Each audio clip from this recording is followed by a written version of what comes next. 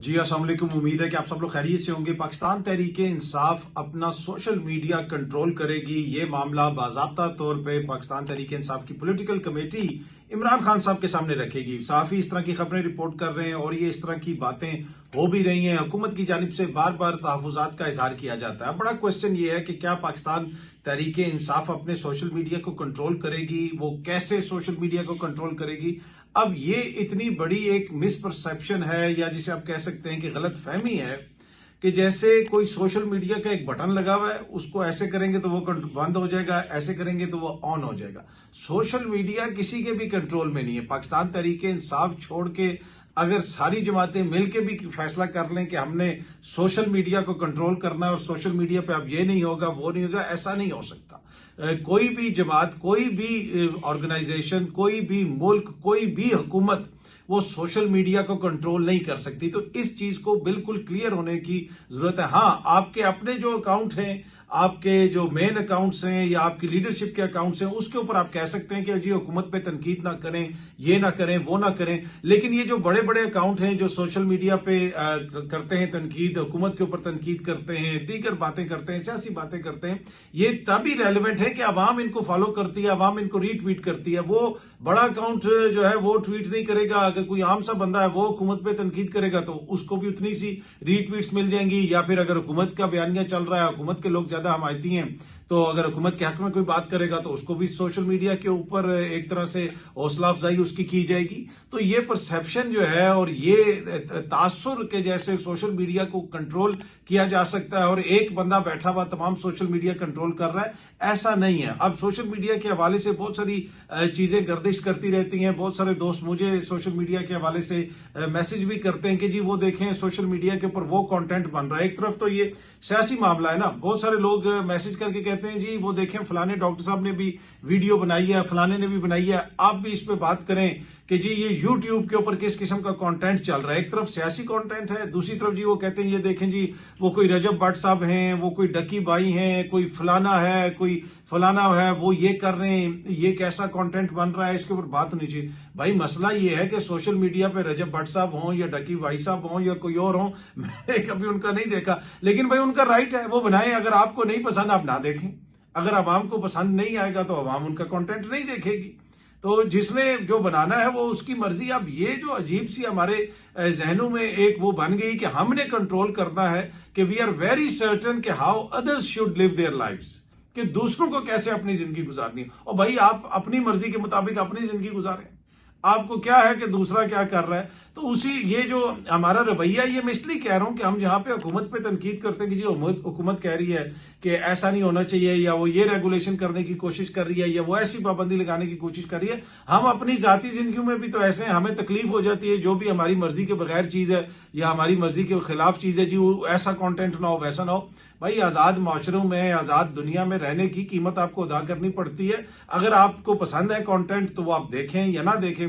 कल भी मैं यूट्यूब देख रहा था और यूट्यूब के ऊपर इतना कंटेंट है, लिटरली उसके बाद मैंने टीवी लगाया तो मुझे लगा कि मैं एक पीएचडी लेवल से उठ के नर्सरी के लेवल पे आ गया हूं। वो मतलब आपके बर्फों के हवाले से कंटेंट, आपके जनाब हिस्ट्री के हवाले से कंटेंट, आपके डिफरेंट जो है वो जो बर आजम है उनका कंटेंट, हर चीज, मतलब इतनी ज्यादा चीजें हैं कि इंसान जो है वो हैरान रह जाता है। और उसको देखने का मतलब आप सब देख ही नहीं सकते।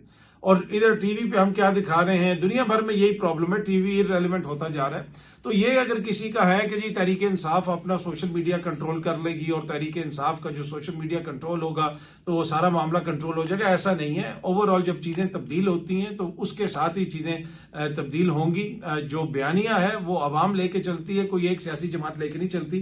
पर एनीवे अगर कोई ऐसी बात वो कर रहे हैं पॉलिटिकल कमेटी वाले, वो करेंगे, देखेंगे वो क्या, हम भी देखते हैं कि क्या उससे तब्दीली आती है। मौलाना साहब ने कल सहाफियों से गुफ्तगू की, मुलाकात की, उसमें उन्होंने बड़े गिले शिकवे किए, एस्टेब्लिशमेंट के हवाले से गिले शिकवे किए, और उन्होंने कहा कि ये हुकूमत धांधली ज़्यादा है। मोहसिन नकवी साहब के ऊपर तनकीद की, उन्होंने कहा जी हर शाख पे यहाँ पे उल्लू बैठा हुआ है। और साथ साथ उन्होंने तहरीक के हवाले से भी बातचीत की कि हो सकता है कि हम तहरीक चलाएं, हुकूमत मुखालिफ तहरीक चलाने के लिए मजलिस से अमूमी का इजलास तलब कर लिया है। मौलाना साहब ने यह भी बताया।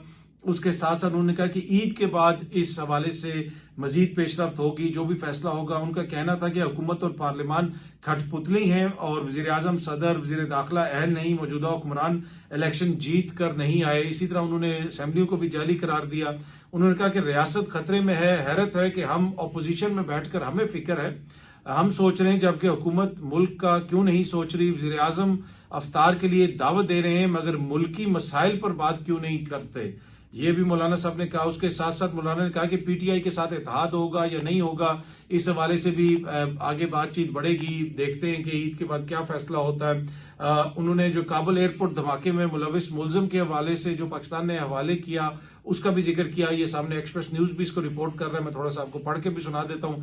काबुल एयरपोर्ट धमाके में मुलविस मुलजिम की गिरफ्तारी में पाकिस्तान की मुआवनत पर मौलाना का कहना था कि पाकिस्तान ने बकरा पेश किया है, ट्रंप खुश हो और हुकूमत ने ईद मनाई है। हुकूमत ट्रंप को बकरा पेश करने के लिए इंतजार में थी। ट्रंप के आने से ऑपोजिशन खुश, जबकि हुकूमत खौफजदा थी। बकरा पेश करते वक्त मुल्क की खुद मुख्तारी नहीं देखी गई। इस मौके पर डॉक्टर आफिया सदीकी की रिहाई की बात की जा सकती थी मगर खामोशी रही। मौलाना फजल रहमान ने कहा कि कल को अपने नाजायज इक्तदार को बचाने के लिए हम में से किसी को भी बकरा बनाकर पेश किया जा सकता है। तो काफी सख्त अल्फाज में मौलाना ने हुकूमत के ऊपर तनकीद की। दूसरी जानिब जहां पे ये सारा सियासी माहौल चल रहा है पाकिस्तान के अंदर, आपको पता है दहशतगर्दी के वाकयात में इजाफा होता जा रहा है। ये सामने आप डॉन न्यूज की खबर भी देख सकते हैं। मुख्तलिफ जगहों पे हमने देखा कि दहशतगर्दाना हमले हो रहे हैं। जाफर एक्सप्रेस का एक बड़ा अनफॉर्चुनेट जो इंसिडेंट हुआ, जो दहशतगर्दाना हमला हुआ, वो भी हमारे सामने है। अब एक और खबर आ रही है, ये सामने आप देख सकते हैं। द न्यूज इसको रिपोर्ट कर रहा है कि जी militant commander killed in ambush. इसमें बताया ये जा रहा है कि पाकिस्तान में कालादम तंजीम से वाबस्ता एक शख्सियत, जिनके हवाले से भारत मुख्तलिफ इल्जामात लगाता रहा, अब उनको टारगेट किलिंग का निशाना बनाया गया है। और द न्यूज ये रिपोर्ट कर रहा है कि उनके क्लोज एसोसिएट, यानी जो टारगेट किलिंग का निशाना बने, उनके करीबी साथी ने बताया है कि इसके पीछे भारतीय खुफिया एजेंसी रॉ है। ये सामने द न्यूज की खबर आप देख सकते हैं। इस खबर के अंदर लिखा है कि अबू कतल सेड टू बी ए की commander of proscribed organization was shot dead along with his armed guard on Saturday evening when an assailant on motorcycle opened fire on his vehicle on Mangla Jhelum road। उन्होंने कहा जी कि उनकी गाड़ी के ऊपर motorcycle सवारों ने फायरिंग की, जिसमें उनकी ये टारगेट किलिंग हुई है। उन्होंने ये भी बताया है कि ये इसके पीछे खदशा ये जाहिर किया जा रहा है, उनके करीबी साथी ये कह रहे हैं कि भारतीय खुफिया एजेंसी ने उनको टारगेट किलिंग का निशाना बनाया। और ये जो खबर है ये भारतीय मीडिया भी रिपोर्ट कर रहा है। ये सामने आप देख सकते हैं। हिंदुस्तान टाइम्स जो है, लश्कर Taiba terrorist Abu Qatal mastermind of Rajouri attack shot dead in Pakistan, और दीगर जो उनका मीडिया है वो भी इसको रिपोर्ट कर रहा है। और वो ये तासुर देने की कोशिश कर रहे हैं कि जैसे इनको पाकिस्तान के अंदर भारतीय खुफिया एजेंसी ने निशाना बनाया है। और इससे पहले भी इस किस्म के वाकयात हो चुके हैं जहां पे ये इल्जामात लगे हैं कि भारतीय खुफिया एजेंसी ने पाकिस्तान के अंदर कार्रवाइयां की हैं, लोगों को टारगेट किलिंग का निशाना बनाया है। तो जनाब ये सिचुएशन है सिक्योरिटी की। आपने देखा कि खैबर पख्तूनख्वा में एक मुफ्ती साहब को निशाना बनाया गया, अब ये खबरें आ रही हैं। और इसके अलावा डिफरेंट जगहों पे जो अटैक्स हो रहे हैं, तो काफी सीरियस चैलेंजेस हैं हुकूमत के लिए सिक्योरिटी के हवाले से। अब इस तरह की खबरें भी गर्दिश कर रही हैं कि हो सकता है कि वजारत दाखिला के अंदर शायद कोई तब्दीलियां की जाएं, कोई मामलात को आगे पीछे किया जाए, पर अभी तक कोई ऐसी कंफर्म खबर नहीं है। देखते हैं कि हुकूमत क्या करती है। लेकिन यकीनन ये सारे जो इंसिडेंट्स हैं और जिस तरीके से ये हो रहे हैं, ये काफी ज्यादा परेशान कुन है। और उम्मीद है कि हुकूमत जो है इनके ऊपर कंट्रोल करेगी और इसके ऊपर थोड़ी ज्यादा तवज्जो देने की जरूरत है। डीपली इसको देखने की जरूरत है, कैसे ये हो रहा है, क्यों हो रहा है, कैसे इसको कंट्रोल किया जा सकता है। बाकी सोशल मीडिया को कंट्रोल करने की तो हुकूमत की ख्वाहिश बड़ी रहती है। मैं पहले भी अर्ज किया था और अभी दोबारा अर्ज करता हूं कि सोशल मीडिया के ऊपर जो आपको नजर आता है वो अलामात हैं, बीमारी वो नहीं है। बीमारी का इलाज होगा तो अलामात खुद ही खत्म हो जाएंगी। हम अलामात के ऊपर ज्यादा तवज्जो देते हैं। सोशल मीडिया के ऊपर कोई चीज आ जाए तो हुकूमत की, मेरी, आपकी, हम सब की ईगो ज्यादा हर्ट हो जाती है। लेकिन असल इशू जो है उसकी तरफ हमें ज्यादा तवज्जो देने की जरूरत है। हुकूमत ने जनाब पेट्रोल और डीजल के ऊपर आयद जो लेवी है उसमें मजीद इजाफा कर दिया है। ये सामने आप देख सकते हैं। एक्सप्रेस न्यूज भी इसको रिपोर्ट कर रहा है। वफाकी हुकूमत ने पेट्रोलियम मसनूआत की कीमतें बरकरार रखने के ऐलान के बाद पेट्रोल और डीजल पर फी लीटर पेट्रोलियम में 10-10 रुपए इजाफा करके शहरियों को बड़े रिलीफ से महरूम कर दिया है। लेकिन जनाब वज़ीर आज़म ऑफिस इस हवाले से ये कह रहा है कि हम जो ये रिलीफ है ये पेट्रोल के बजाय बिजली सस्ती करके देंगे। उनका कहना है कि जी पेट्रोल इसलिए सस्ता नहीं कर रहे कि बिजली सस्ती करनी है, हुकूमत बिजली की कीमतों में कमी करके अवाम को रिलीफ देने की तैयारी कर रही है वज़ीर आज़म ऑफिस। तो जनाब पेट्रोल और डीजल तो सस्ता नहीं किया, लेकिन अब बताया जा रहा है कि बिजली सस्ती करके आपको रिलीफ मिलेगा। आप देखते हैं कि कितना रिलीफ मिला है। हालिया रमजान के दौरान जो महंगाई की सिचुएशन है वो पूरी कौम के सामने है। लेट्स होप कि जी बिजली सस्ती होगी। जब से ये हुकूमत आई है बिजली कितनी सस्ती हुई है, गैस कितनी सस्ती हुई है, बाकी चीजें कितनी सस्ती हुई हैं वो आपके सामने भी है और मेरे सामने भी है। लेकिन अब पेट्रोल और डीजल को सस्ता करने का एक मौका था, उसको सस्ता नहीं किया गया, आवाम को बड़े रिलीफ से महरूम कर दिया गया है। लेकिन बताया जा रहा है कि ये ग्रेटर गुड के लिए है, अब बिजली हम सस्ती करेंगे, इसलिए हमने पेट्रोल सस्ता नहीं किया। जहां पर तहरीक इंसाफ और मौलाना और दीगर सियासी जमातें जो हैं वो ये कह रही हैं कि हमने ईद के बाद कोई कैंपेन चलानी है, कोई तहरीक चलानी है। हुकूमत भी तैयारी कर रही है, हुकूमत के भी कुछ फार्मूले हैं। वो क्या फार्मूले हैं उसके हवाले से थोड़ी सी तफसीलात आपसे शेयर करता हूं।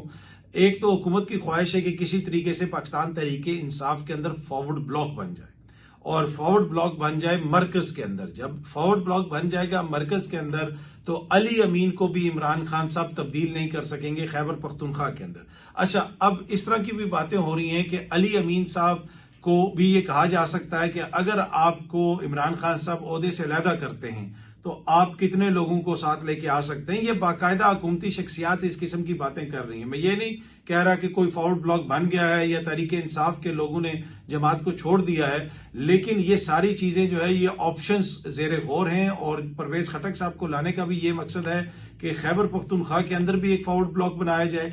लेकिन खैबर पख्तूनख्वा के अंदर अगर किसी की फॉरवर्ड ब्लॉक बनाने की ख्वाहिश है तो वो ये चाहते हैं कि जी सेंटर में फॉरवर्ड ब्लॉक बन जाए ताकि हमारी जो खैबर पख्तूनख्वा में निजाम है वो इसी तरह चलता रहे और अली अमीन साहब को तब्दील ना किया जाए, क्योंकि फिर कोई ऑप्शन नहीं रहेगा इमरान खान साहब के पास कि ये ना हो कि वहां पे भी कोई बगावत हो जाए। क्या ये फॉरवर्ड ब्लॉक बनेगा? मुझे नहीं पता कि अभी ये फॉरवर्ड ब्लॉक बन सकता है या नहीं बन सकता, लेकिन क्या ये फॉरवर्ड ब्लॉक बनाने की कोशिश की जा रही है? क्या तहरीक इंसाफ के लोगों के साथ राब्ते किए जा रहे हैं? इसमें कोई दो राय नहीं है, बिल्कुल राब्ते किए जा रहे हैं। खैबर पख्तूनख्वा के अंदर भी राब्ते किए जा रहे हैं कि अगर वजीर आला को तब्दील करने की कोशिश की गई तो वजीर आला को ऑन बोर्ड लेके हम कोई एक नया फॉरवर्ड ब्लॉक बना लेंगे। मुझे तो पाकिस्तान तहरीक इंसाफ की एक शख्सियत ने यह भी बताया कि जी अली अमीन साहब से भी शायद कोई इस तरह की बात की गई है। ये आई डोंट नो, वल्लाह आलम ऐसी बात हुई है या नहीं हुई है। क्या अली अमीन साहब इमरान खान साहब को छोड़ के कोई फॉरवर्ड ब्लॉक बना लेंगे? कोई मेरे पास कोई ऐसी खबर नहीं है, लेकिन ये जो हुकूमत की ख्वाहिश है वो मैं आपको बता रहा हूं कि वो खैबर पख्तूनख्वा के अंदर भी और वफाक के अंदर भी, और बल्कि वो बरमला इस चीज का कहते हैं कि जी बस ये अभी ईद के बाद फॉरवर्ड ब्लॉक बन जाएगा, इतने बंदे हमारे पास आ गए हैं, इतने बंदों का ऐसा हो गया है, इतने बंदों का ये है। क्या ये मुझे बनता हुआ नजर आ रहा है? मुझे ये इतनी आसानी से फॉरवर्ड ब्लॉक बनता हुआ नजर नहीं आ रहा, लेकिन इसमें कोई दो राय नहीं है कि हुकूमत की ये ख्वाहिश है और हुकूमत इस चीज के ऊपर कैपिटलाइज करने की कोशिश करेगी कि जब इमरान खान साहब अली अमीन साहब को उतारते हैं, इसमें तो कोई दो राय नहीं कि सबसे ज्यादा अगर किसी ने इमरान खान को मायूस किया है तो वो अली अमीन ने किया है। अगर इस वक्त हालात इस तरह ट्रिकी ना होते, अगर खान साहब जेल में ना होते तो अली अमीन साहब को अभी तक वो फारिग कर चुके होते। ये मैं नहीं कह रहा, ये पाकिस्तान तहरीक इंसाफ की सीनियर क्यादत, सीनियर लोग जो इमरान खान साहब से मिल के आते हैं वो बाहर आके बताते हैं, किसी एक सहाफी को नहीं बताते, बहुत सारे सहाफियों को बताते हैं। सदीक जान साहब ने भी ये चीज खबर दी थी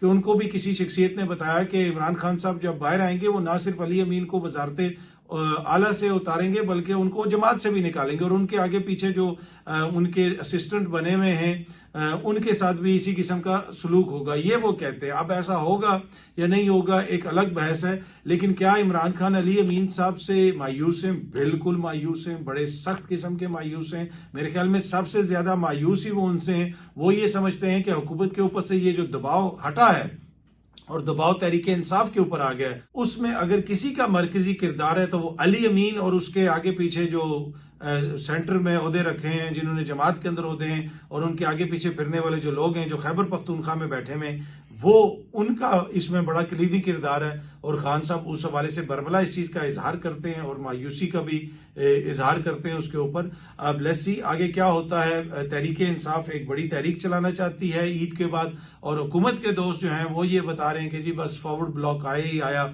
मुझे फॉरवर्ड ब्लॉक बनता हुआ इतनी आसानी से नजर नहीं आ रहा। उसी तरह जिस तरह मुझे तहरीक कोई बड़ी चलती हुई उस तरह नजर नहीं आ रही। बहुत जल्दी आप सब दोस्तों से दोबारा मुलाकात होगी। Thank you very much.